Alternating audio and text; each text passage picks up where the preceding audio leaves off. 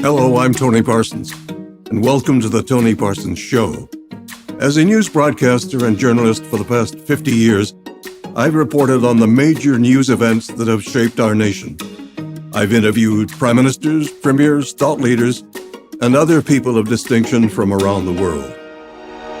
My goal with this interview series is to help you, my audience, discover the person behind the credentials, while at the same time, I'll invite them to share their professional insights, experiences, and aspirations.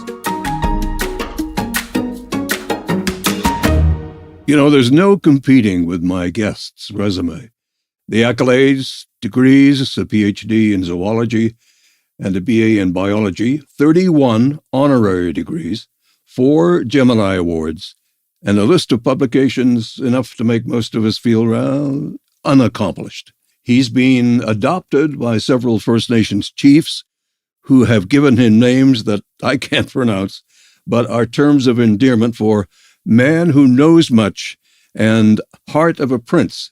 He is an environmental troubadour, geneticist, broadcaster. He has also authored a staggering 52 books. Many of my listeners will remember him from his landmark in television, the series The Nature of Things, which aired for 44 years in numerous countries, making it the longest-running science series. And if I haven't given enough clues, I will remove all ambiguity by saying that in 1999, he co-founded the David Suzuki Foundation, together with his wife and former Harvard faculty member, Tara Cullis.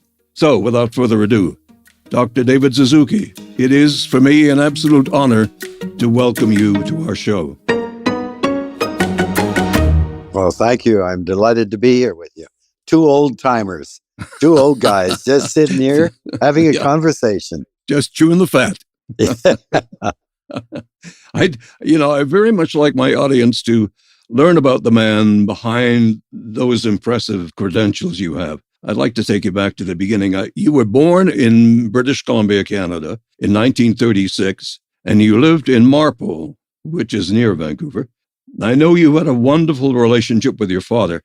Now, can you share some of your earliest childhood memories with us? For example, I think I heard an interview about traveling to the city with your father to purchase a tent for a planned camping trip. Wow, you've done your research. Yes. Camping and fishing, was it? Camping and fishing?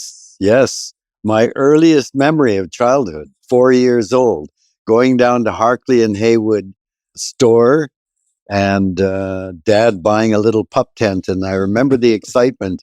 He pitched it right there on the floor of the store, and we crawled into it and tested it. It was one of the most exciting things I remember. Yeah. My dad was an avid fisherman, and his parents, who had come from Japan, my grandparents on both sides came to Vancouver between 1902 and 1904. And my mom and dad were both born and raised in Canada, in Vancouver. And I grew up as a Canadian kid. You know, it's interesting that if someone immigrates from England or Germany or France, and they have children, those kids are called Canadians. Here I was, my mom and dad were born in Canada, but we were always called Japanese Canadians, I guess because we look different. And I never felt any different. My next door neighbor was the son of Scottish immigrants, and we were best of friends. And it was only on December 7th, 1941, that everything changed for me. Suddenly, I was transformed from being a second-generation Canadian-born boy to enemy alien. War Measures Act was enacted in February, I think, of 1942.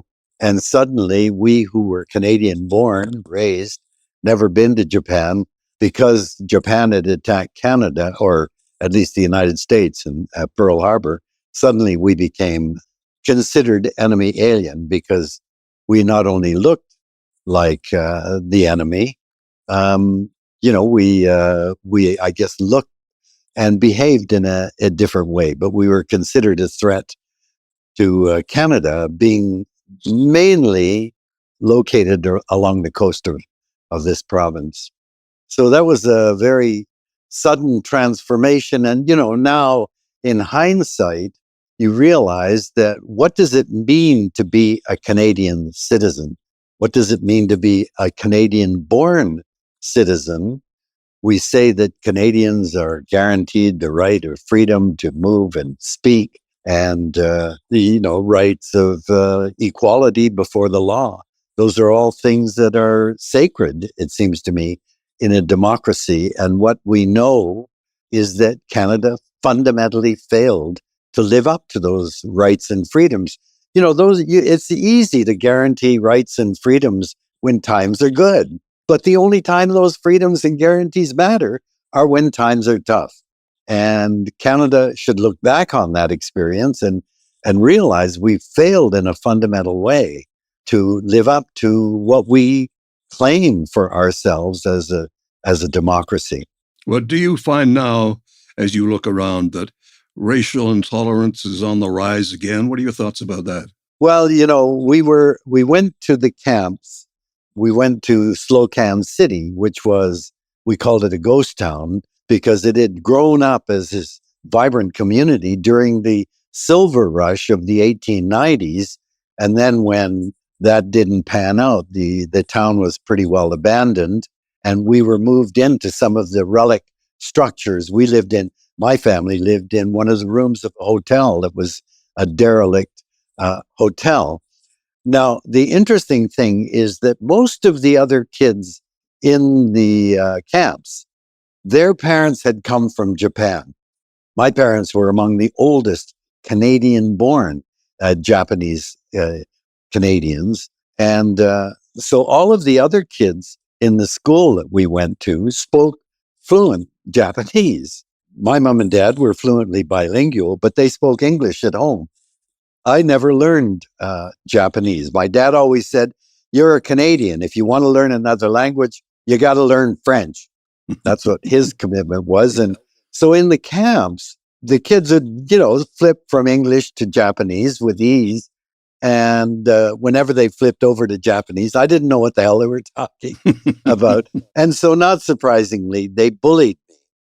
And because of that, I didn't hang out with them. I spent all my time away from school in the woods.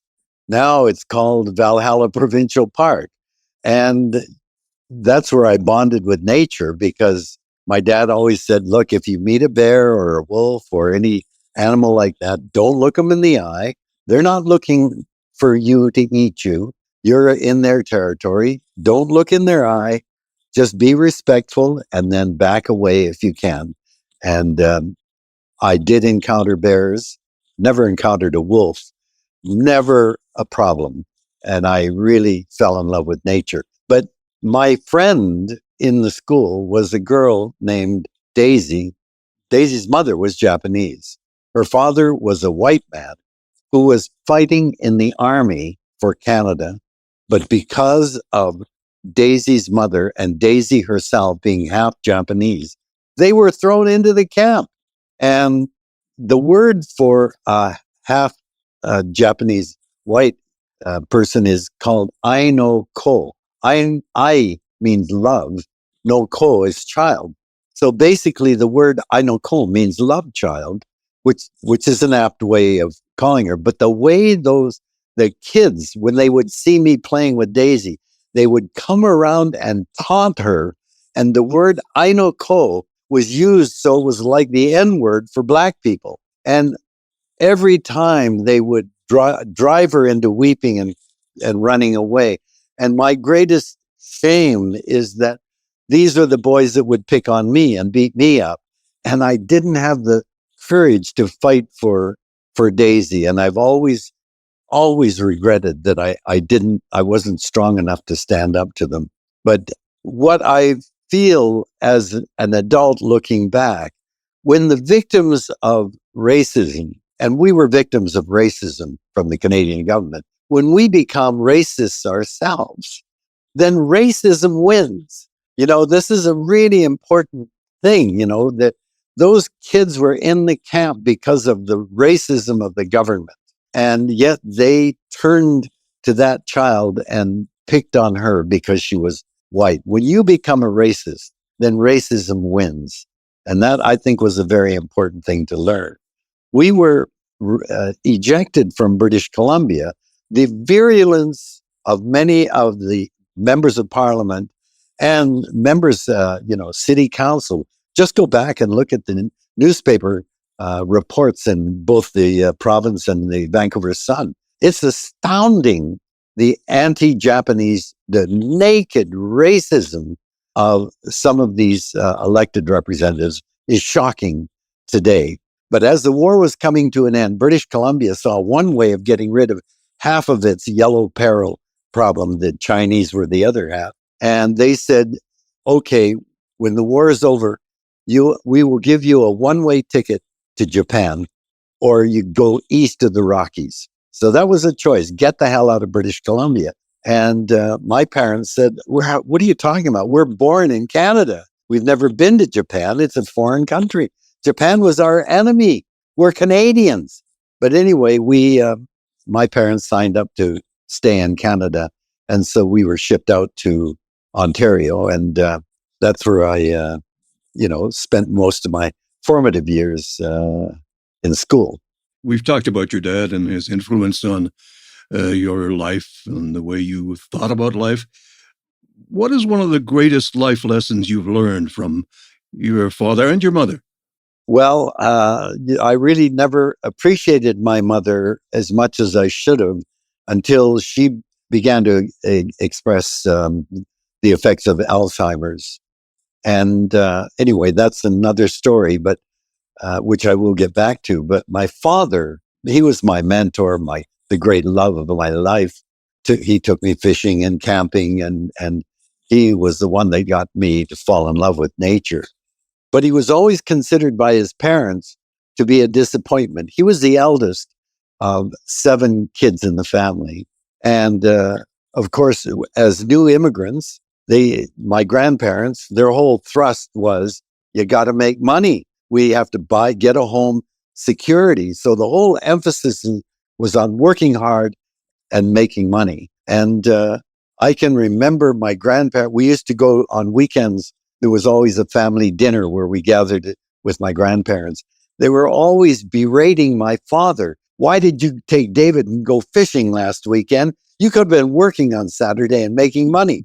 Like, why are you doing these things and taking time away from making money? They were always, you're supposed to be the model as the oldest in the family. You're the model for your siblings now, and you're setting a bad model for these kids.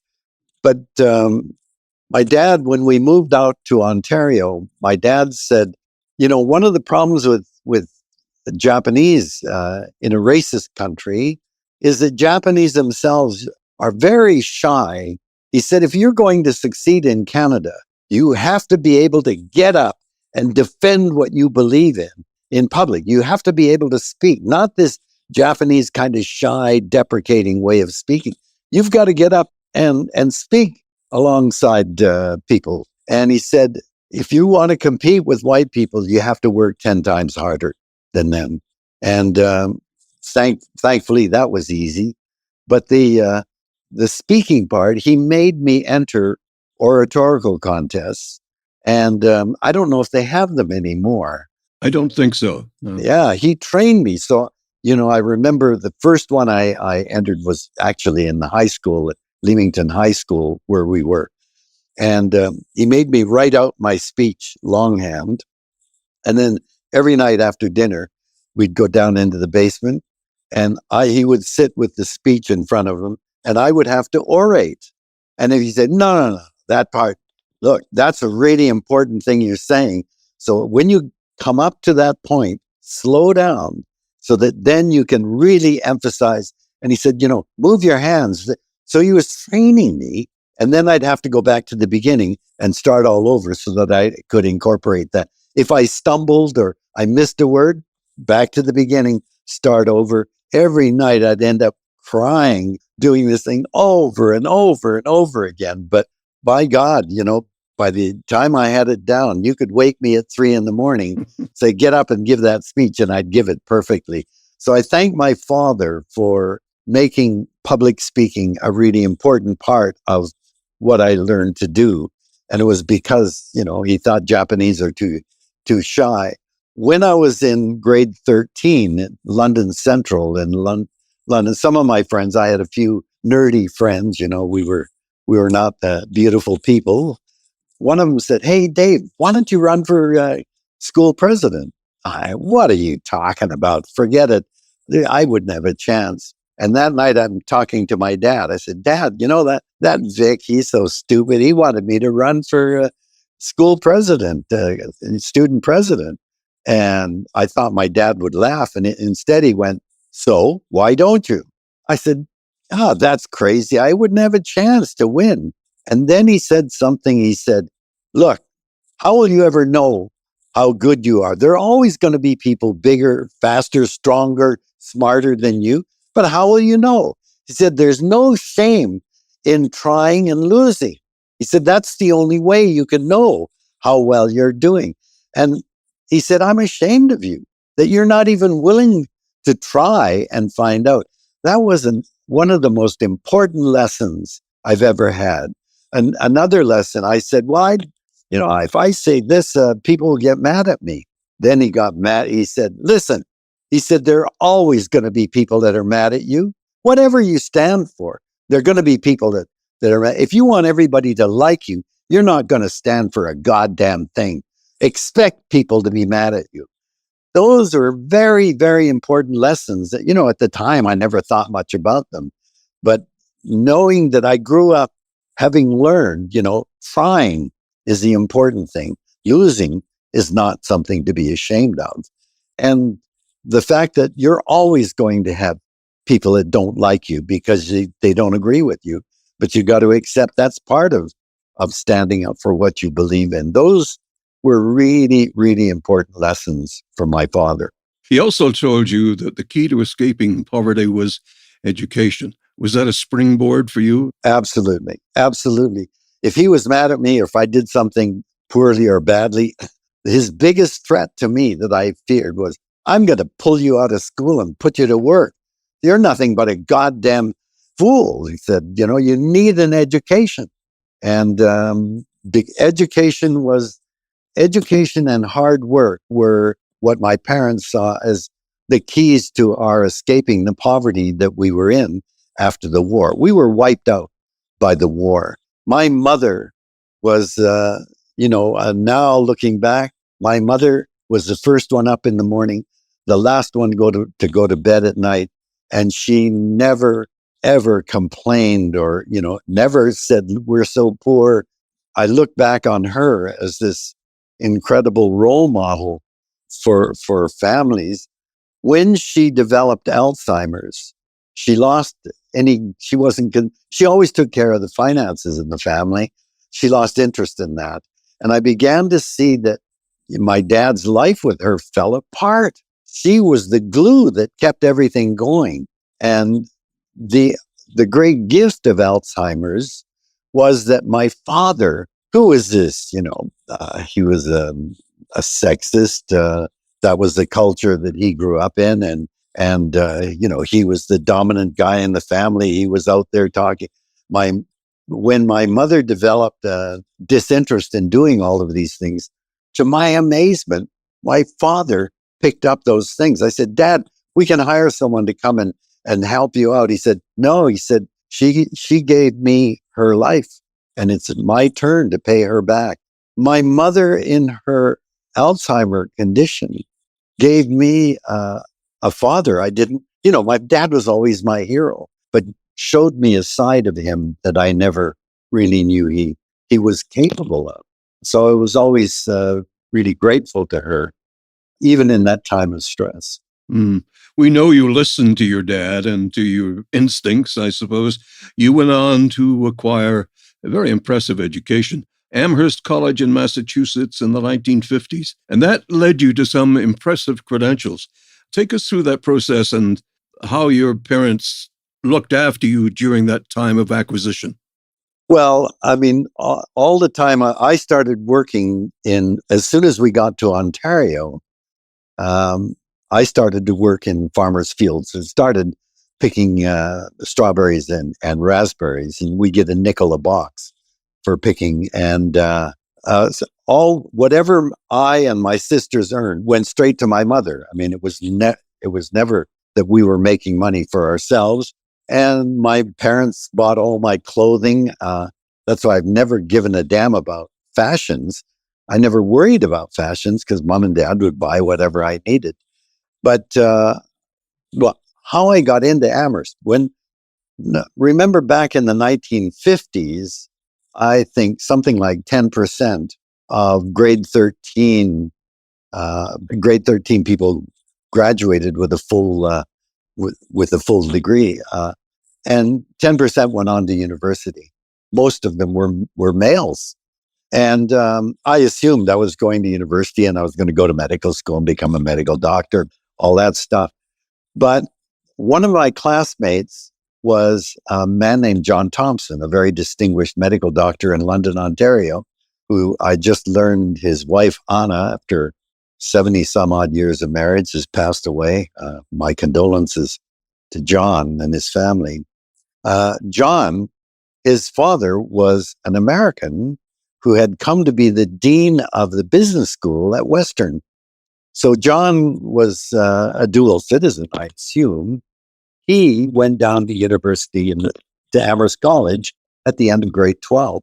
Now, we had always thought the kids that couldn't pass grade 13 would end up going to Michigan State or one of these schools in the States. And so we thought, American schools are lousy compared to Canadian ones. But John went down to Amherst, and I met him when he came back. I think it was Thanksgiving, American Thanksgiving. Anyway, he was raving about this school, saying, "This is a great place. You ought to come down." I had never heard of Amherst College. I knew nothing about the private schools or the Ivy League or any of that stuff. But he, unknown to me, he went and saw the dean of admissions and said, "There's this guy up in Canada. You should look at him for admission." And he had the forms sent to me to apply. So just as a lark, I applied, and to my amazement, they not only accepted me, they offered a scholarship that was worth more than my father earned in a year. That was $1,500 in 1954, but it was a substantial amount. So I got the scholarship and tuition and room and board. So I was all set to go down there. And it was a shock. I thought, I'm coming down there. I've had grade 13. What the hell? It'll be a piece of cake. I didn't know about prep schools that prepare these kids to go to these elite institutions. I think a quarter or 20% of the students in my class were valedictorians in their class. I mean, this was of kids like I couldn't believe. And so, I mean, it really, it was an elite education that I was not prepared for. And it really shaped me. One of the things, well, let me say a couple of things. Amherst College accepted me with this lousy background and experience because they believed that foreign students added to the education of American students. And they were willing to give money out to bring top foreign students there for the education of Americans. And it fills me with shame that Canadian universities are now bringing in foreign students, not to add to the education of Canadian students, but to exploit them by charging them higher amounts for tuition. And we're just using them as a source of revenue. That fills me with shame, especially when a lot of those students are coming from poor countries. We ought to be paying out money to bring kids from Africa and from the disadvantaged countries who will add to the education of Canadian students. Now, one thing they did at Amherst was for foreign students, and as Canadians, a lot of Americans think of Canadians as just Americans, but they had a program where foreign students at American Thanksgiving would be billeted out with an American family so that we could experience that. So I was billeted out with a family in Boston. And for the Thanksgiving dinner, the family was gathered around and we had this amazing meal. But during the meal, this discussion began about politics. And to my absolute shock, the mother jumped up and said to her husband, no, that's bullshit, Frank. You don't know what you're talking about. You're absolutely wrong. And like, I was just horrified at this because my mother would never, in front of other people, in front of the family, would never get up and speak to my father in that way. And that was my first experience of feminism. And it was a very, very important learning lesson for me to see this woman. Yeah, she was a mother, but she got up and told him what was right as far as she was concerned. It was a great introduction to that whole aspect. You learn from so many areas during your life. And the name Rachel Carson came up in my research, and I remember her Silent Spring book. What impressed you about her views on environmentalism? Yeah, well, you've really put your finger on it, and you're of my vintage. You know what an impact that book had. Mm-hmm. And you have to think of that book in context. We had come out of the Great Depression after the end of World War II. Things were going gangbusters, building going on, and people were leading the good life. And we thought, wow, through science and technology, man, life is going to really get better and better. And Paul Mueller, who discovered in the 1930s and 40s that DDT kills arthropods, including insects, and it didn't seem to harm mammals like us or plants. He won a Nobel Prize in 1948 for that discovery. Everything, wow, we're going to conquer some of the pests, and we're going to conquer mosquitoes that spread malaria. I mean, everything was great. And then 1962, Rachel Carson comes along. Now, I had just returned from 8 years in the United States getting my education, and I was a hotshot geneticist. Man, I'm going to come back and make my reputation in Canada. And wow, Rachel Carson. But first, let me back up. If I can do this chronological thing, I hope you don't mind. No, go ahead. I was going into my last year of college in 1957. And on October 4th, 1957, do you know why that's a significant date? No, tell me. Sputnik. Okay. Can you remember learning about Sputnik? Absolutely. Yeah. And it was a shock, right? Mm. And, this was the time of the Cold War, right? So holy cow, here's this satellite going over every hour and a half, going beep, beep, beep, and essentially thumbing its nose at Americans. And the Americans, of course, every armed service had their own rocket, and they launched their Army, Navy, Air Force rockets. Everyone blew up. Meanwhile, the Russians launched the first animal in space, a dog, Laika, the first man in space, Yuri Gagarin, the first team of cosmonauts. They had the first spacewalk, the first woman, Valentina Tereshkova. And my God, it exploded then. Americans just said, oh my God, the Russians are advanced. They began to pour money. They set up NASA. They began to pour money into science departments. Here I am, a Canadian. All I had to do was say, oh, I really like science. They threw money at you. It was an amazing time. After I got my PhD, I was at the Oak Ridge National Laboratories on a postdoc. I was studying fruit fly genetics.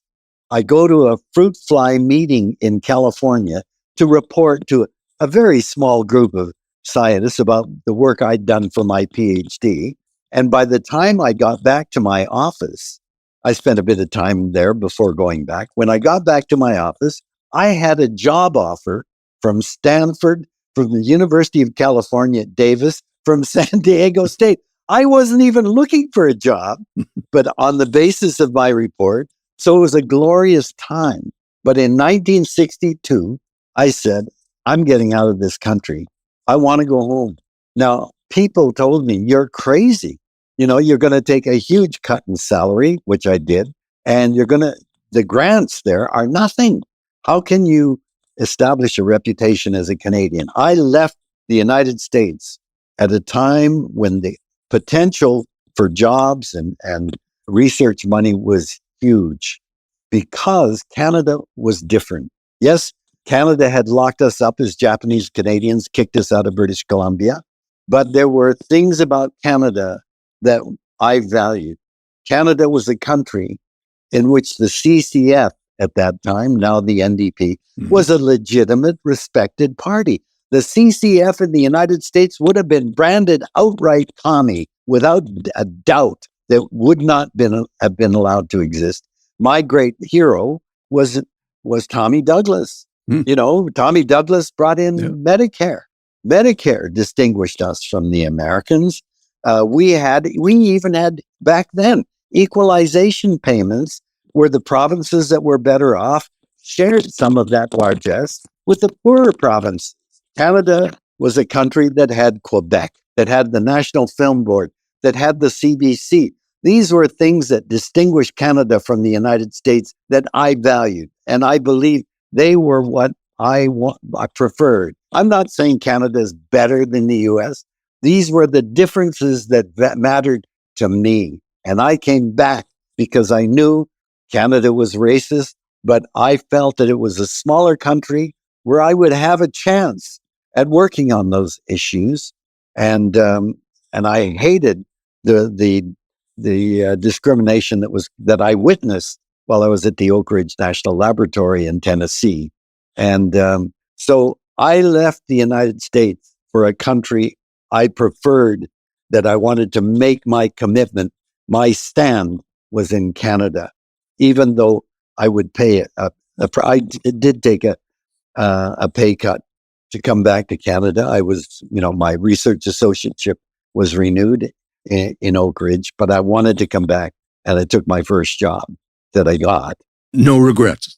No, absolutely not. Although the one time when I thought, I wonder if I should go back, was when Mr. Harper was in office. Those are very tough times. But we can talk about that, or maybe you don't want to talk about that later. But no, I have no regrets. This is my place. This is my commitment, and it's far from a perfect place, but I feel that the values are different, and I want to work to making it a better place for all. Can I leap ahead just a bit? Because sure, it's your program, not mine. Well, thank you. I just want to get a feeling for how the nature of things developed. How did that happen? Where were you at the time? Yeah. Who approached you? Now, you have to remember, when I left London, Ontario in 1954 to go away to college. Can I insert something here? I just want you to know this. I went to high school in Sarnia, Ontario. Okay. Yeah. Okay. So I'm familiar with the territory. And it was a great place to, grow up, I suppose you say. Yeah. But carry on, I'm sorry. Yeah, well, when I left London in 1954, there was no television station in the city of London. The only people that saw television had giant antennas, and they would capture a signal from either Detroit or Cleveland. And when I actually saw something, all you saw was snow and these shadowy shapes it was not worth what. So I never watched television. When I went away to university, I was too busy studying to watch television. The first time I owned a TV set was in 1962 when I returned to Canada. So television wasn't a part of my my life. But at the University of Alberta, they did have a program that ran on the local CBC station, and it was called Your University Speaks. And it was a half-hour program, and it was basically just a stand-up in front of a screen where they could show slides. But it was basically a talking head for half an hour black and white. And so someone heard that I gave a good lecture. So I was asked to do a half-hour show on genetics, which I was delighted to do. And for me, it was an experience, and I realized, oh, well, it's not much different from teaching in a class. The producers loved it, invited me back, and I ended up doing 8 programs. And to my shock, this program ran on a Sunday morning at 8 o'clock or something. After 2 or 3 shows that I'd done, I started to meet people who would say, hey, Dave, I saw your show last week. That was good. My response is, what the hell are you doing watching television on a Sunday morning, for God's sake? That was a real shock. And that's when I realized, holy cow, this is a powerful medium for educating people. And so I got interested in television then as a tool for educating people. And so when I got to Vancouver, well, I was all excited setting up a lab, but someone, I guess, had heard that I did this stuff in Edmonton. Anyway, I started to get calls from the CBC saying, hey, this new book came out on science. You want to do a review, a 5-minute review? And, or, hey, this guy won a Nobel Prize. Do you want to make it? So I started, doing 1 or 2 things. And that's when I got really interested in the possibility of doing television. And so we ended up, Keith Christie was a producer in Vancouver. I don't know if Keith is still alive, but we got money to do science program on a Sunday afternoon. Nobody watches science programs on Sunday afternoon. That's when you watch the NFL or the CFL football. These days, yeah. Right? These days. Well, back then, it was a big deal. You look forward to Sunday. Anyway, but I got to do this on a series called, and Knowlton Nash, for people that don't know all these personalities, it doesn't mean anything, but Knowlton Nash, who was a big name in television, he was the guy that gave the money to do this science program. And he apparently called Keith and said, hey, Keith, how's this program doing? And Keith said, which program? And he said, that program, Suzuki on science or something. And that became the name. Keith said, that's the name. Became Suzuki on science. And basically it was a half-hour talking head show. And at that time, now I had spent a quarter teaching at the University of California, Berkeley, in the genetics department. And they were interested in hiring me. And I wasn't interested in a job, but I went down for a 3-month stint. And during that time, People's Park happened. I don't know if you know, but it was during People's Park that, anyway, that's a whole nother thing. But when I went down there in 1968, to teach the course, it was the height of Haight-Ashbury, flower. Anyway, I came back after 3 months, a hippie.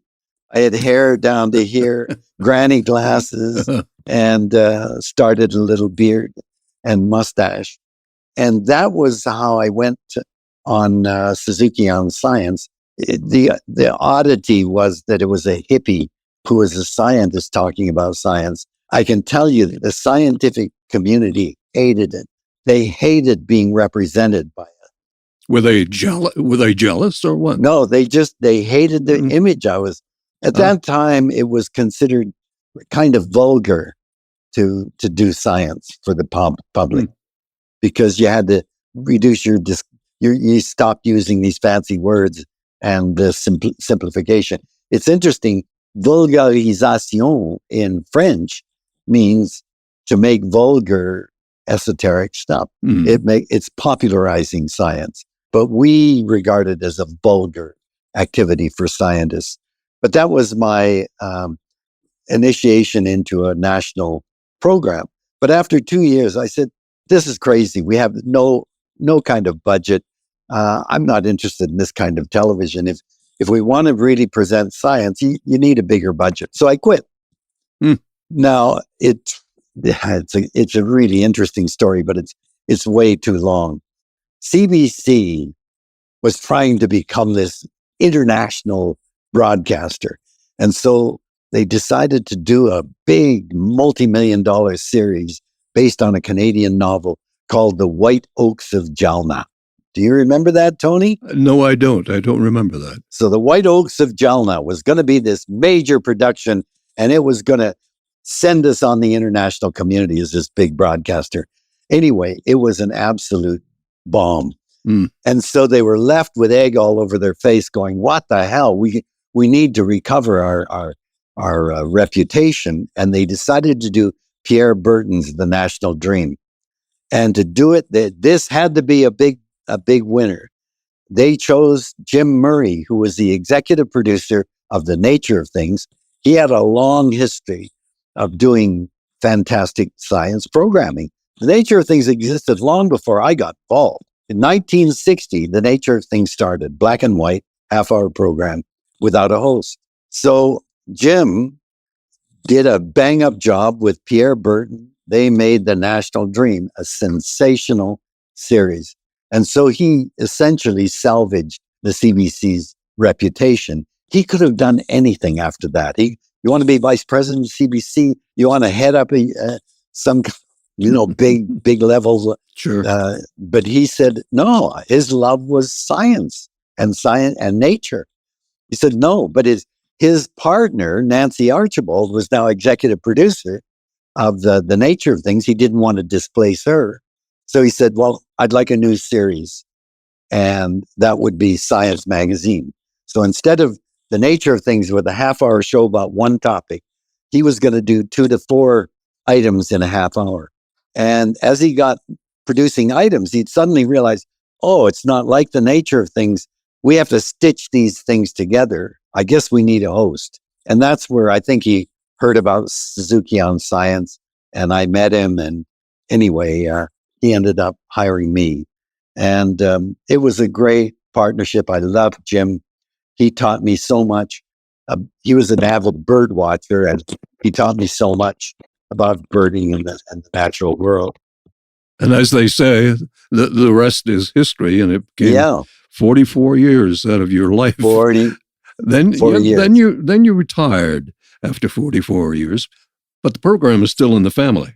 Thank goodness.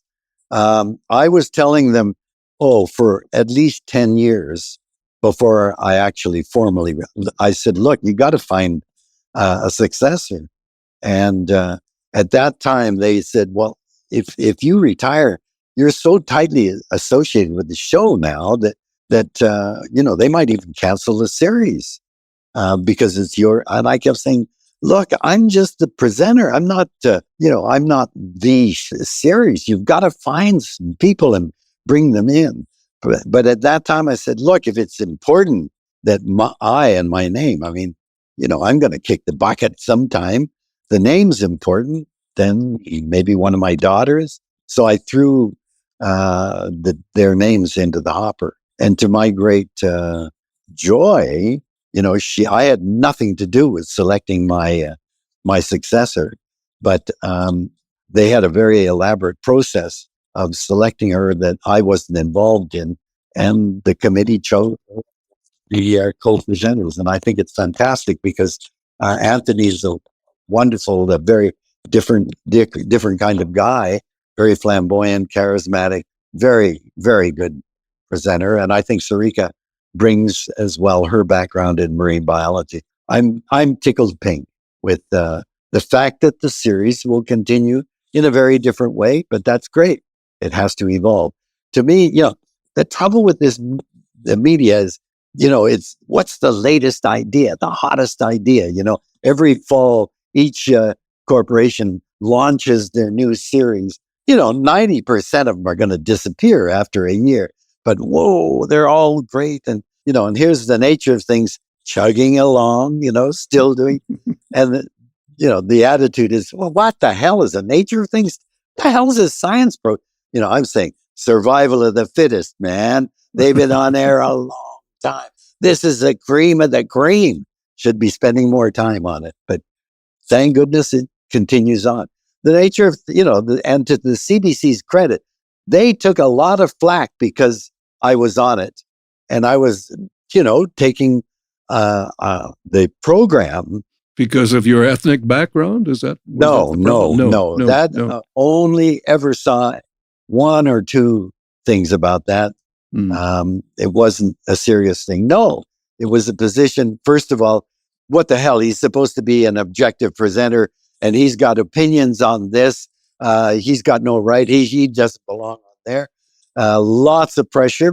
We covered things like forestry, fisheries, climate change. We were the earliest series or show to come on and take on climate change in 1989. We did our first program on global warming. At that time, we took on the chemical industry, on, a lot of issues, highly contentious. I remember we did a show on use of animals in research. Holy cow. The University of Alberta, the University of Guelph, there were professors that came after and said he should be kicked out of university.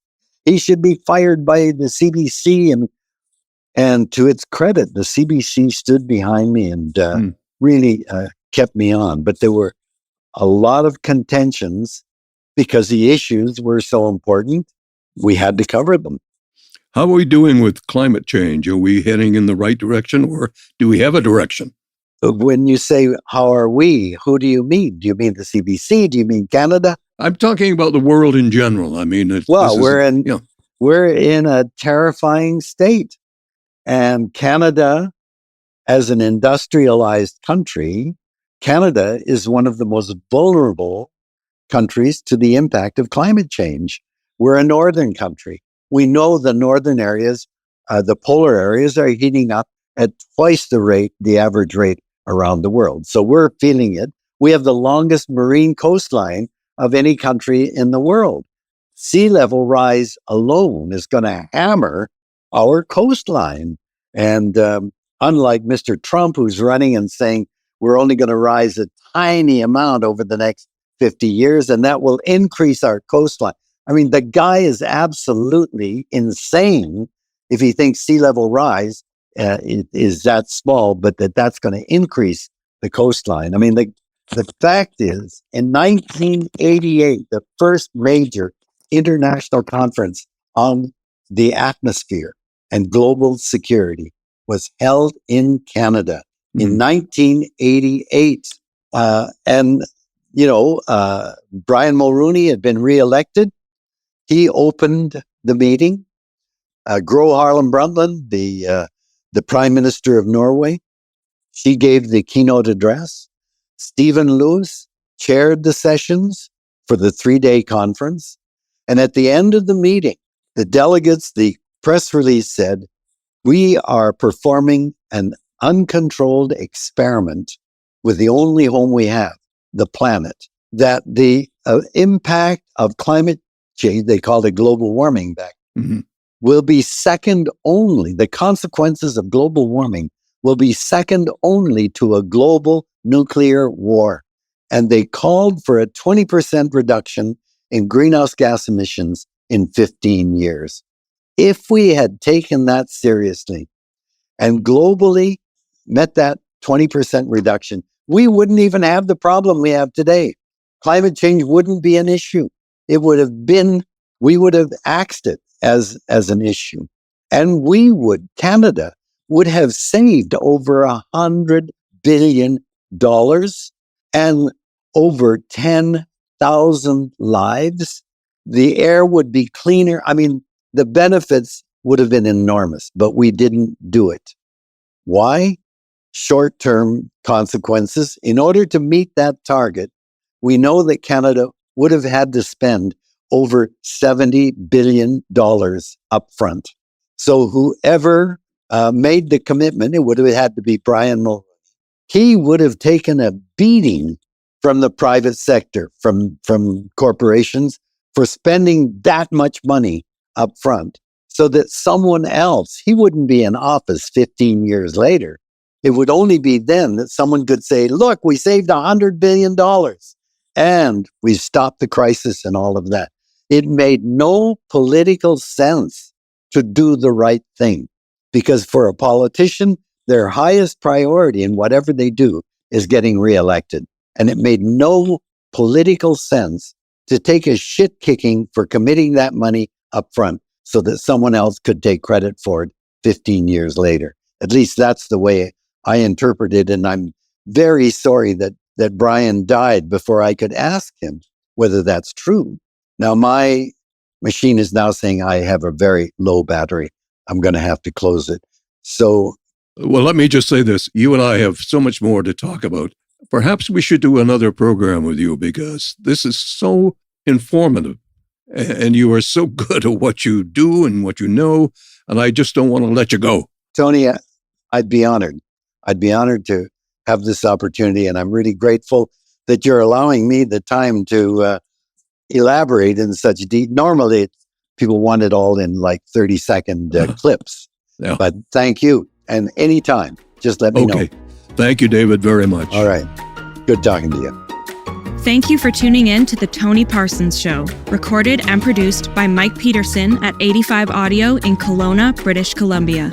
To learn more about today's guest, please visit our website at thetonyparsonsshow.com. You can reach Tony directly via email at info@thetonyparsonsshow.com. If you're enjoying the podcast, we would greatly appreciate your support. Please consider leaving us a 5-star rating or review on your streaming platform of choice. Join us again next week for a new episode featuring Leslie Stojic.